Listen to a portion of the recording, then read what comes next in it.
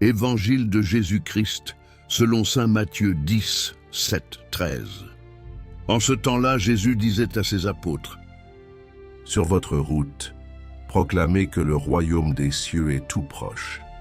Guérissez les malades, ressuscitez les morts, purifiez les lépreux, expulsez les démons. Vous avez reçu gratuitement, donnez gratuitement.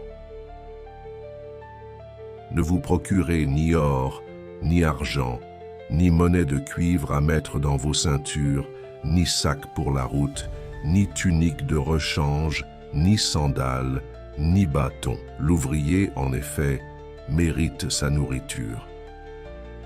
Dans chaque ville ou village où vous entrerez, informez-vous pour savoir qui est digne de vous accueillir et restez là jusqu'à votre départ. En entrant dans la maison, saluez ceux qui l'habitent. Si cette maison en est digne, que votre paix vienne sur elle. Si elle n'en est pas digne, que votre paix retourne vers vous. » Acclamons la parole de Dieu.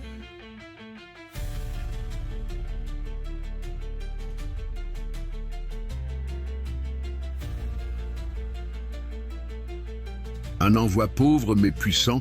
Dans ce passage, Jésus envoie ses apôtres en mission avec une consigne claire.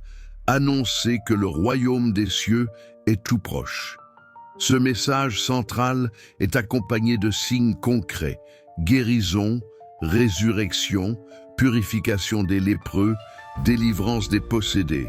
Ce sont des gestes de libération, de restauration, des signes que Dieu agit et que son règne est déjà à l'œuvre. Mais ce qui est frappant, c'est la radicale pauvreté exigée des envoyés. Vous avez reçu gratuitement, donnez gratuitement. Pas d'argent, pas de provision, pas de rechange. Rien, sinon la confiance en Dieu et l'hospitalité de ceux qui recevront la parole. Jésus ne veut pas que ses disciples comptent sur des ressources matérielles, mais sur la grâce de Dieu et sur la générosité des hommes de paix qu'ils rencontreront. La paix comme critère. Si la maison en est digne, que votre paix vienne sur elle, la paix devient ici un don précieux, un signe de reconnaissance. Elle est donnée, mais elle peut aussi revenir si elle est refusée. Jésus invite à respecter la liberté de chacun. La mission chrétienne ne s'impose pas, elle se propose dans l'humilité et l'amour.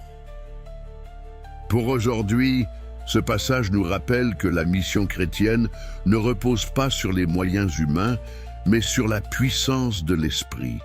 Il nous appelle à vivre dans la gratuité, la simplicité, la confiance et à porter la paix là où nous allons.